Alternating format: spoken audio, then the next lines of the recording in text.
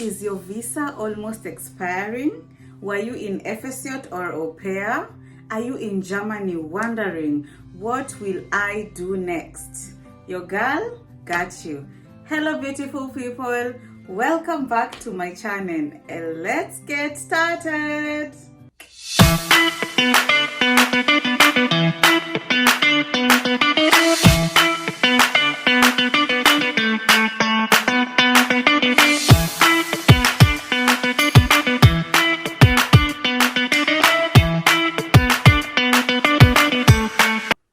As you can see, I am in my lovely house. For now, I am doing something that is called Ausbildung. So I will just give you some few tips and I will be very quick in this video. Make sure you get the important points and take what you can. I hope everything will help you. So, number one, what will I do after I finish Ephesus, the Freiwilliges Jahr, or when I finish doing my au pair? I already explained what those two are in my previous videos. So a lot of people ask me that question, Angela, what can I do when I finish this and that? My visa is almost expiring, or my visa has expired, you know? Yeah, so these are the first three things you can involve yourself in Germany and you will be helpable. One, we have Ausbildung.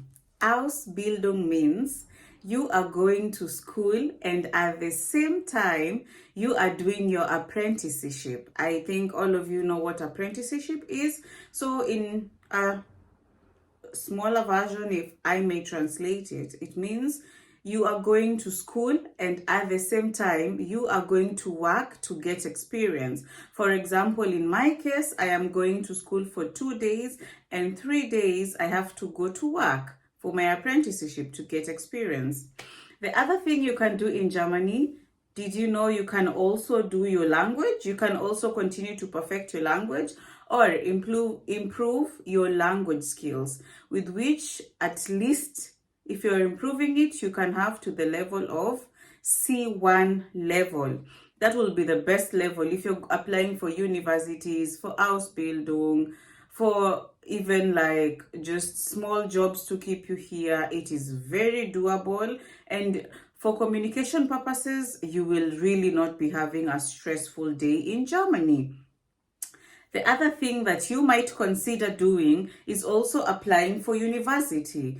You know, if you're this person, or if you're this kind of person, you say you would like to go back to school and maybe study a specific course that you decided that you want to do or get a bachelor in, or you want to upgrade your studies. For example, you want to upgrade you're a nurse, you have to upgrade to be a doctor, or you get a bachelor in something. So you can also apply in university. And in university, number one, you need your level of language, C1. They require you to have a C1. And also, I forgot to say, in Ausbildung, most Ausbildung require a level of language from B2 going forward. So there's B2, C1 and C2. Those are one of the highest levels of Germany, of the language, Deutsch itself in Germany. So those are the language levels required in these two things. If you're doing Ausbildung from B2, and if you want to apply in universities, you have to have C1. So I can say at the same time, it's good to take time off after Ephesus and continue to improve your language till C1 level. Yeah. And also you have the possibility of after Ephesus, after au pair, to just study the language. That is what I've just mentioned, to improve your language. Yeah, and they will accept you to stay here if you tell them you want to continue to study their culture and their language and to know more about Germany. They will not say no. Yeah.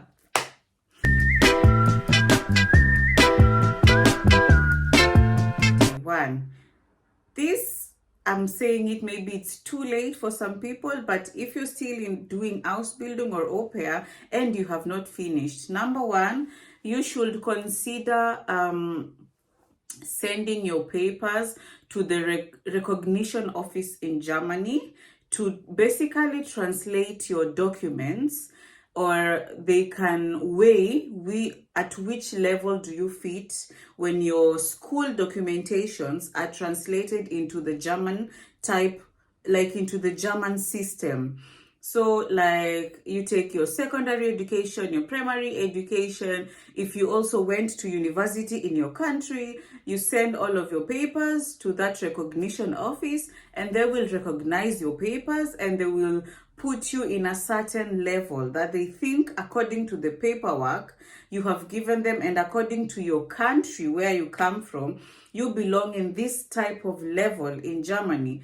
So that you need that paper. It is very important when you're applying for your Ausbildung, and when you're applying for your university, you need the paper that comes from the government, and it has been recognized that you did this and this studies, and you are allowed to continue or improve your studies because you are in this level. Yeah. And of course, in that you have to pay.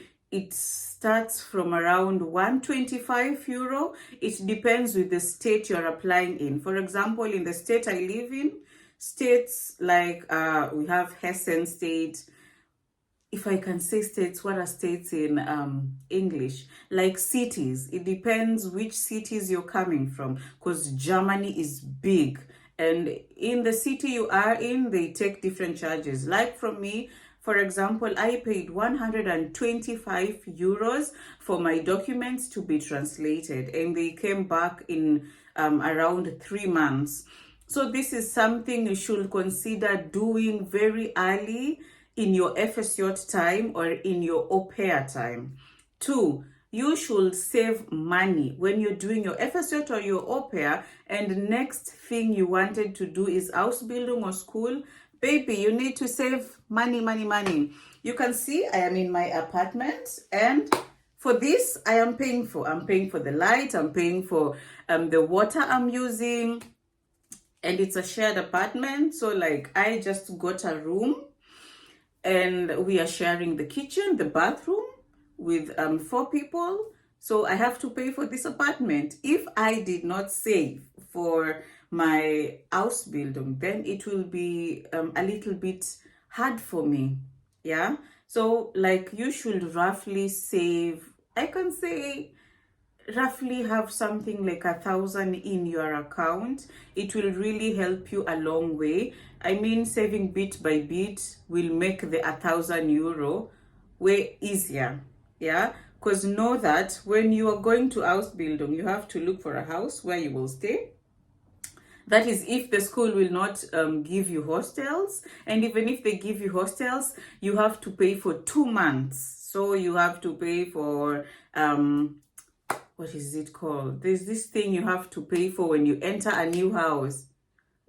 I've forgotten it, but I will write it on my video. There's that money you need to pay, the caution money. I've remembered. You have to pay for caution money. So for example, if you're moving into a house that is 200 euro, you have to pay 400 euro for 200 for caution money and 200 for that rent of that moment. And also keep in mind that in winter the rent goes up because you're putting the heaters on in the house. So basically you need to save money, because later on in future you don't want to be borrowing people money, or you don't want to be stuck. You're like, oh, what will I do? Those are the do's before you apply for your Ausbildung or for your university. And for the university, remember, you have to pay a certain amount, I think every month. It is called the tuition fee, and every university varies how much tuition fee you will be paying. And I already mentioned about the language. You have to have C1 and above. And yeah, you have to save because you have to pay for the hostel at the end of the day. So if I was you, I would really go for the Ausbildung because I find it nice. There are also disadvantages and advantages, but for me, I found more advantages in doing Ausbildung because I am earning a little bit of pocket money from the government. At the same time, I am learning. I find that very positive as a student, and it motivates me to go to work. And at the same time, I am learning. So It's your personal life. You have to decide what you want for yourself and continue staying in Germany.